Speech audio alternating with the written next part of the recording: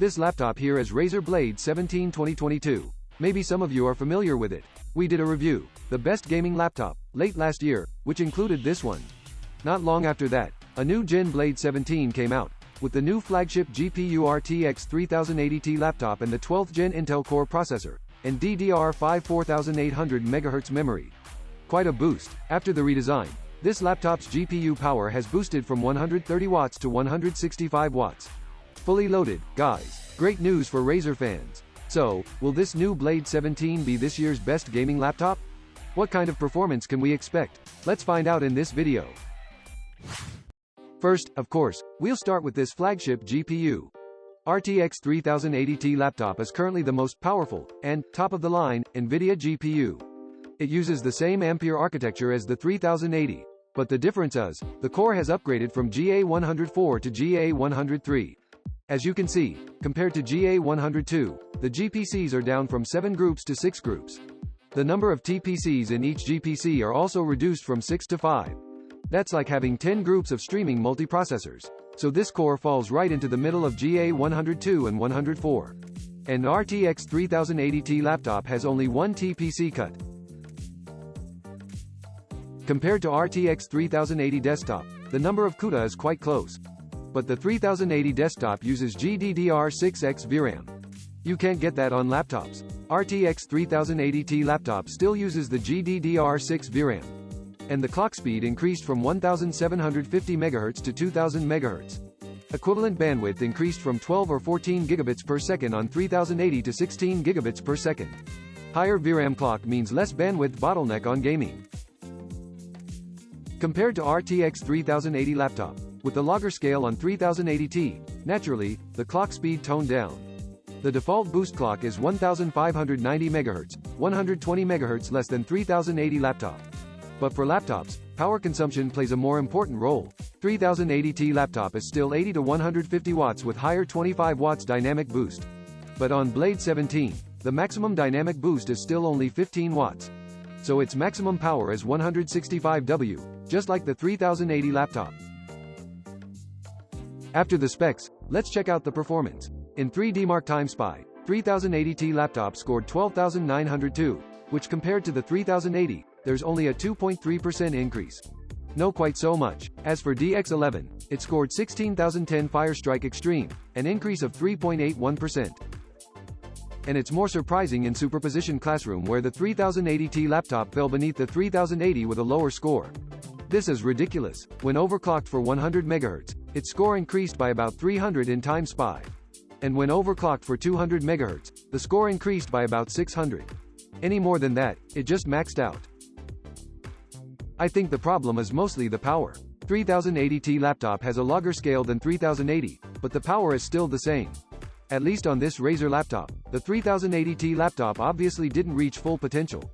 Take power distribution under high load for example. Both at the 165 watts, 3080 TIS is only allocated to a bit over 110 watts, same as the 3080. Honestly, 110 watts is not even enough for GA104 on 3080, not to mention GA103. Also, higher VRAM clock demands a little bit more power, which even took a bite from the core. And so we got this kind of result of same score with higher specs.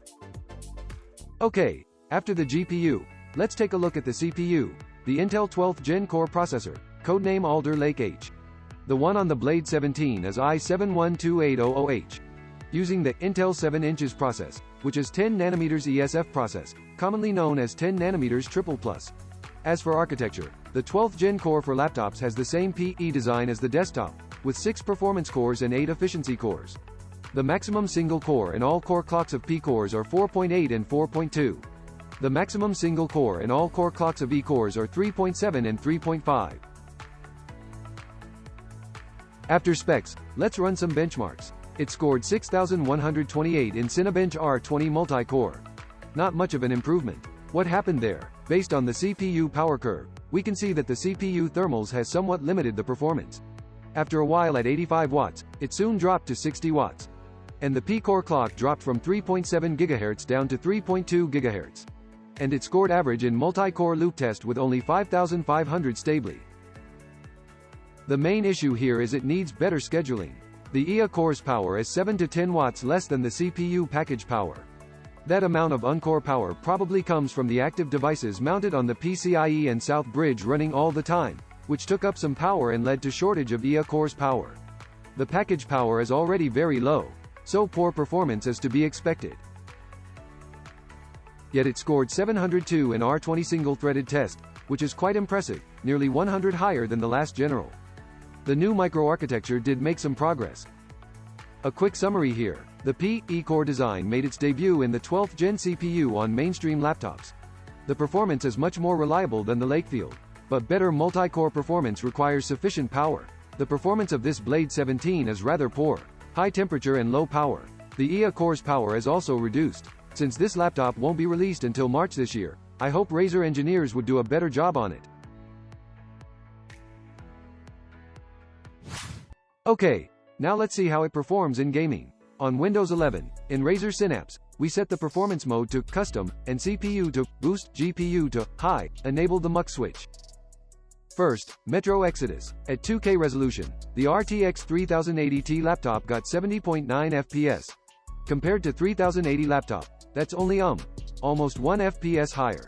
The same with Forza Horizon 5. 3080 laptop got 79, nearly the same as 3080 laptop. As to the outdated new game Far Cry 6, 3080 laptop even got less, 2 FPS lower than the 3080 laptop. Quite awkward there. But for those that count on CPU performance, you can still see the advantages of the new laptop, such as Cyberpunk 2077. 3080 laptop scored 4 FPS higher than 3080.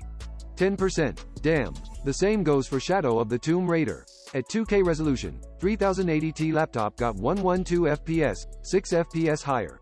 For God of War for PC on Steam, we chose a part of the opening scene to test. At the Ultra settings, Blade 17 got 82 FPS. Not bad, totally playable. Judging by the results, compared to the last general, the new Blade 17 has a higher frame rate in gaming. But 3080 laptop's performance in 3A games is pretty close to the full 3080. It even went backward in some games. Far from satisfying. It was not much better in online games. Dota 2, 2K at Ultra settings, 193.4 FPS. CS GO, 542.2. Compared to the last general, there is some progress, but not much. It's still the CPU power. In the CS GO test, the SAW power soared to 10 watts, leaving only less than 40 watts of IA core's power. With P cores sitting on the bench, you're not gonna get high frame rate. For productivity, compared to 3080 laptop have improved. Larger scale and increased VRAM bandwidth have some merit in these industrial softwares. As for Adobe softwares, not sure if it's a beta driver issue, we had to skip Photoshop. As for in the new Puget bench, Blade 17 scored 951. And for PR, Blade 17 scored average with only 791, almost the same as the last general. After analyzing the power curve during the benchmark, we found that it's the CPU again. The temperature hits the 100-degree limit constantly, which led to volatile core clock and inconsistent performance. A quick summary. In 3A games, the new laptop does have a better performance than last year. But for these games, the bottleneck is the GPU. And it just so happens that 3080 is not any better. As for online games, they rely more on CPU and RAM. The 12th gen core is good as any single-core CPU, and the all-core performance is also remarkable. But Blade 17 did a terrible job on CPU optimization. So the performance in online and 3A games is not as good as expected. For Razer, there's still a long way to go in terms of optimization. Okay, now let's go back to the machine. Blade 17 2022 is not much different from the last general. The only change is the display. A brand new 2K 240Hz high-res high-refresh rate 1 for gaming. The panel comes from BO, with a measured color gamut volume of 105.6% P3 and color gamut coverage of 98.8% P3. For color accuracy, it comes with a color correction file. The average E are both less than 1, and the maximum are less than 2. That's good. Overall, it's a decent screen. 2K and 240Hz is also good for gaming. All that's missing is the brightness. With a peak brightness of only 290 nits, it is a bit low for this kind of price tag. It's easy to lose sight in a bright light.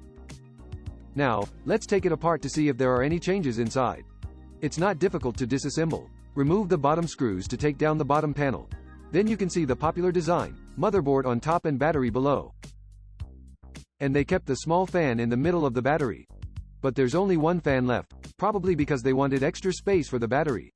And it does have a longer battery capacity of 82 watt-hours.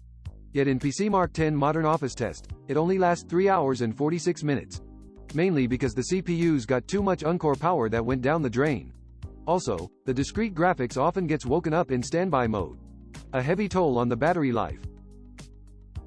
And the RAM got moved to the right. That's two Samsung DDR5 4800 MHz RAMs, 8-chip single rank. The speed is around 65,000 megabytes per second, a little better than the 4 GB one.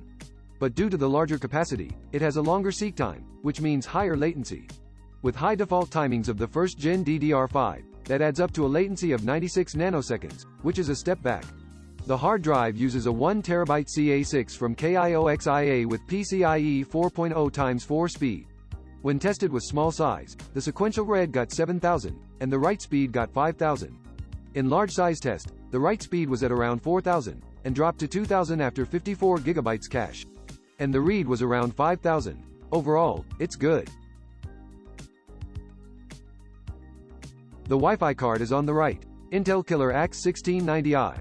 Actually a modified version of AX411, which supports Wi-Fi 6E.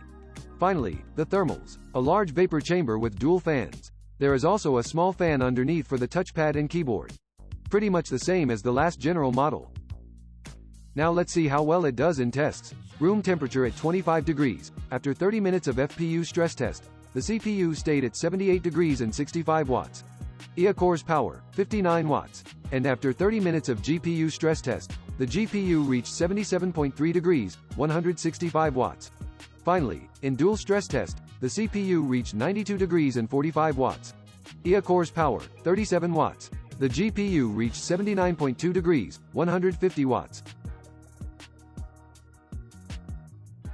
As for surface temperature, the hottest keycap is the number 6, 42.8 degrees.